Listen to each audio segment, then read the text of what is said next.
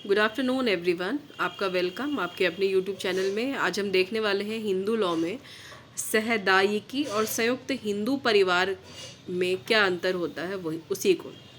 Difference between coparcenary and joint Hindu family. एक बात मैं आपको बता देती हूँ कि सहदायिकी क्या होता है और सहदायिकी संपत्ति क्या होती है। ये मैंने पहले ही काफ़ी सारे वीडियो में समझा दिया है। अगर आप नए हैं और आप पहली बार चैनल पे आए हैं और पहली बार वीडियो को देख रहे हैं तो आप प्लेलिस्ट पे जाके चेक कर सकते हैं, आपको मिल जाएगा। और ये मैं आपको बता दूं, अगर आप पहली बार आए हैं, कि ये जो हम तैयारी कर रहे हैं, मतलब मेरे चैनल पे अभी जो वीडियो भी चल रहे हैं वो प्री कम मेंस के हिसाब से चल रहे हैं। तो पहले आप मेंस के लिए प्रिपेयर हो जाइए और आपकी प्री की तैयारी तो उसके साथ साथ अपने आप ही हो जाएगी। तो एक एक करके हम अंतर को समझते हैं। सहदायिकी यानी कि कोपाशनरी प्रॉपर्टी के जो कोपाशनर्स होते हैं वो, और जॉइंट हिंदू फैमिली में क्या फ़र्क है उसको एक एक करके। तो सबसे पहला अंतर हम देखेंगे संख्या संबंधी। तो एक एक करके मैं आपको इस वीडियो से दिखाती हूँ कि यहाँ पे क्या लिखा हुआ है। सहदायिकी में सदस्यों की संख्या जो होती है वो निश्चित होती है, जबकि संयुक्त परिवार के जो सदस्यों की जो संख्या होती है वो निश्चित नहीं होती है।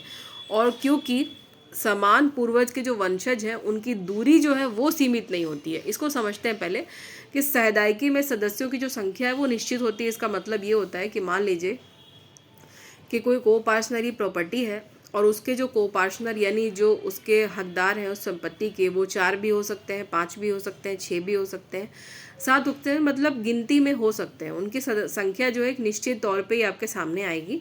लेकिन ये जो संयुक्त परिवार के जो सदस्य हैं, क्योंकि उनके पूर्वज अगर मान लीजिए एक ही है, तो पूर्वज के जितने भी वंशज हैं वो अगर एक जगह नहीं भी रह रहे हैं, अलग अलग रह रहे हैं, तो उनकी कोई संख्या निश्चित नहीं है।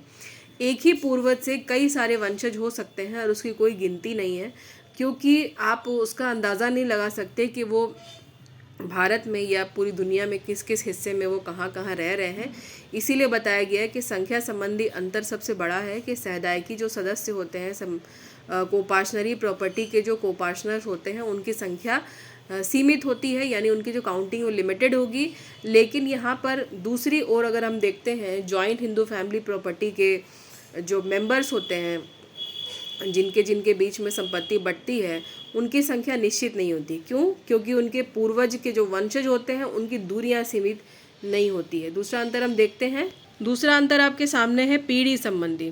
तो सहदायिकी में जो सहदायिकी सहित जो है 4 पीढ़ी के लोग आते हैं। ध्यान दीजिएगा, ये आपको भी शायद कहीं ना कहीं पता होगा कि सहदायिकी में जो सहदायिकी है उसके साथ साथ 4 पीढ़ी के और लोग शामिल होते हैं, जबकि संयुक्त परिवार में पीढ़ी यानी जनरेशन्स की कोई सीमा नहीं होती है। ठीक है, कोई बहुत दिक्कत वाली बात नहीं है, आपको समझ में आ गया होगा आराम से। तीसरा अंतर हम देखेंगे समाप्ति संबंधी। तो ये इसका मतलब है कि जैसे संयुक्त परिवार के अलावा जो सहदायिकी संपत्ति के जो पुरुष सदस्य होते हैं तो वहीं तक सहदायिकी संपत्ति सीमित नहीं होती है। पहले एक बार हम लाइन देख लेते हैं। चूँकि सहदायिकी केवल पुरुष सदस्यों तक सीमित होती है, इसीलिए अंतिम सहदायिकी की मृत्यु होने के बाद वो समाप्त हो जाती है। यानी यहाँ पे बोल रहा है कि जो भी कोपाशनरी प्रॉपर्टी के कोपाशनर होते हैं उनकी एक संख्या निश्चित होती है। तो जो अंतिम क्योंकि इसमें ये भी बताया जा रहा है कि इसमें पुरुष सदस्यों तक ही सीमित होती है वो संख्या। तो जो अंतिम सहदायिकी पुरुष होगा, जो कोपाशनर होगा, अगर उसकी डेथ हो जाएगी तो वहाँ पे आपकी कोपाशनरी वाली जो संख्या है वो वहीं पर ख़त्म हो जाती है, उसके बाद कोई बचा नहीं।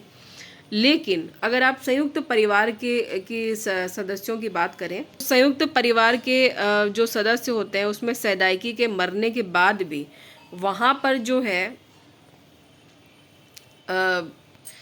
संयुक्त परिवार तो जीवित ही रहता है। भले ही कोई भी एक कोपाशनर उसका ख़त्म भी हो जाए तो भी संयुक्त परिवार ख़त्म नहीं होता। लेकिन यहाँ पर अगर अंतिम सहदायिकी ख़त्म हो जाता है, कोपाशनर जो है, तो वहाँ पर कोपाशनरी का एंड हो जाता है प्रॉपर्टी में, मतलब हिस्से के लिए। लेकिन यहाँ पर जो है कोई एक सहदायिकी अगर नहीं भी रहता है तो उससे संयुक्त परिवार का अंत नहीं होता है।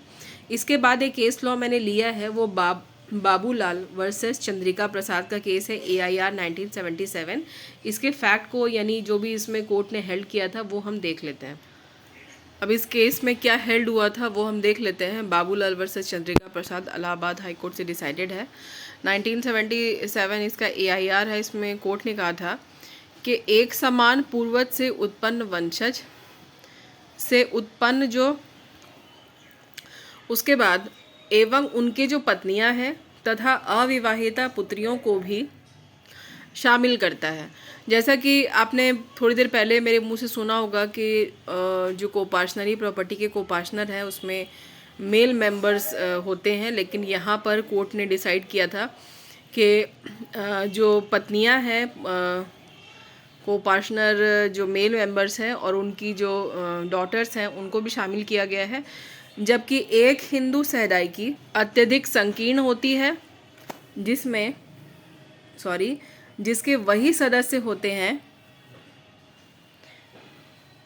मैंने ये 2 बार लिख दिया, वही सदस्य होते हैं जो सहदायकी अर्थात संयुक्त संपत्ति में जन्म से अधिकार प्राप्त करते हैं, और इस श्रेणी में केवल पुत्र, पौत्र और प्रपौत्र भी आते हैं।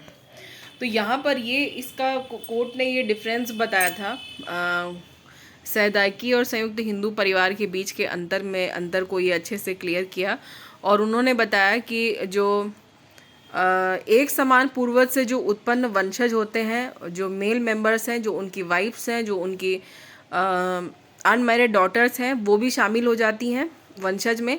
लेकिन कोपार्शनरी प्रॉपर्टी में यहाँ पर सिर्फ शामिल किया गया है पुत्र को, पौत्र को और प्रपौत्र ही। लेकिन यहाँ जॉइंट फैमिली वाले में आप देखेंगे कि वहाँ पे पत्नियाँ भी हैं और अविवाहिता पुत्री भी है। तो ये दोनों के बीच का अंतर कोर्ट ने बहुत अच्छे से समझाया, और ऐसा इसमें कुछ नहीं है डिफ़िकल्ट जो कि आपको समझ में नहीं आए। लेकिन फिर भी अगर आपको समझ में नहीं आएगा तो आप कमेंट सेक्शन में मुझे बता दीजिएगा, मैं दोबारा से समझाने की कोशिश करूँगी।